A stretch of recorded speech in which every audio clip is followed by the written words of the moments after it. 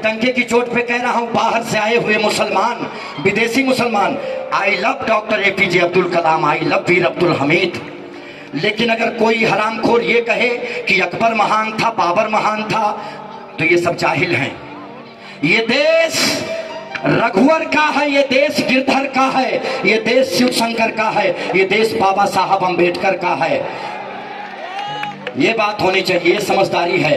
अंबेडकर, रघुवर और गिरधर के देश में अकबर बाबर जैसे जाहिलों का विचार नहीं माना जाएगा।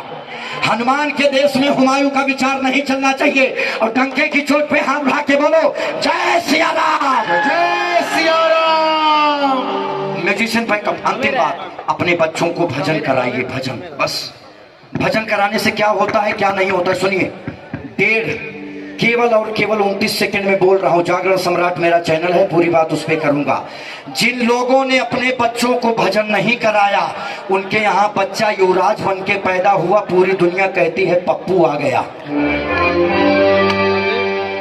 और जिन लोगों के, जिनके खानदान में भजन कीर्तन हुआ, भले चाय की दुकान रही हो या किसी मठ में झाड़ू मारता हो, आज दमदारी से कहता है साला जो जिस भाषा में समझेगा उस भाषा में समझाएगा।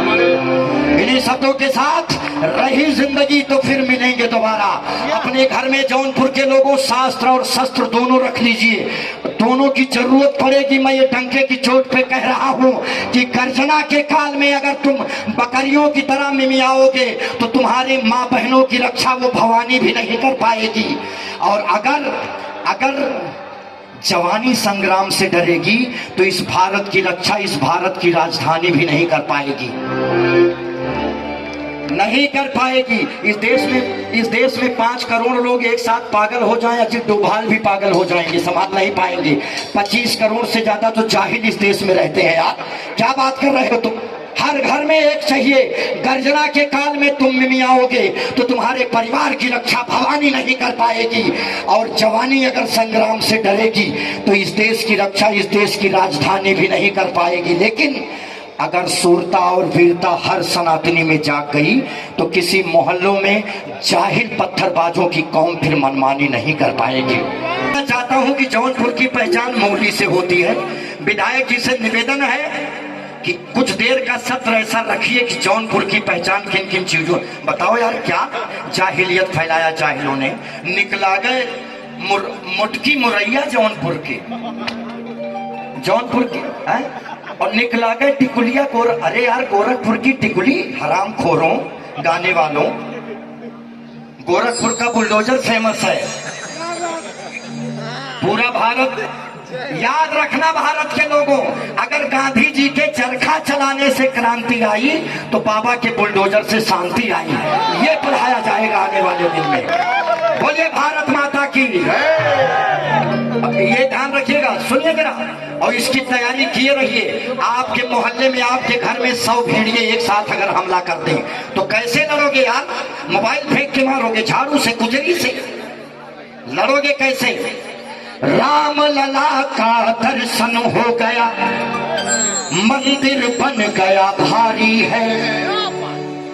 और फिर कोई बाबर आया तो अब की क्या तैयारी है? अब की कोई बाबर, कोई अकबर बाहर से नहीं आने वाले, सब यही हमारे आपके बीच बैठे हैं। और ये लोग खाली मौके की तलाश में हैं। मेरी बात से सहमत हो? तालियां बजा के बताना जो कह रहा हूं एकदम। मुझे किसी का डर नहीं। 5 केस हुआ है, 1 केस और हो जाएगा तो वो केस विधायक ही लड़ेंगे। वही हमको बुलाए हैं, वही जिम्मेदार हैं। और ये वाला जो बोल रहा हूँ, राम अगर भारत 3.0 नरेंद्र मोदी, तो उत्तर प्रदेश भी 3.0 होना चाहिए योगीनाथ आगे। बोले भारत माता की। राम लला का दर्शन हो गया, मंदिर बन गया भारी है। आपकी तालियां बताएं अगली लाइन अगर सही निकले तो। राम लला का दर्शन हो गया, मंदिर बन गया भारी है।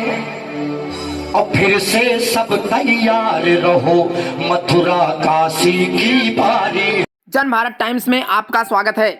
सनातन धर्म के हिंदू सम्राट कहे जाने वाले धर्मेंद्र पांडे ने बदलापुर महोत्सव के मंच में मचाया तहलका, लोगों को सनातन धर्म के बारे में जागरूक करते हुए दिखाई नई दिशा।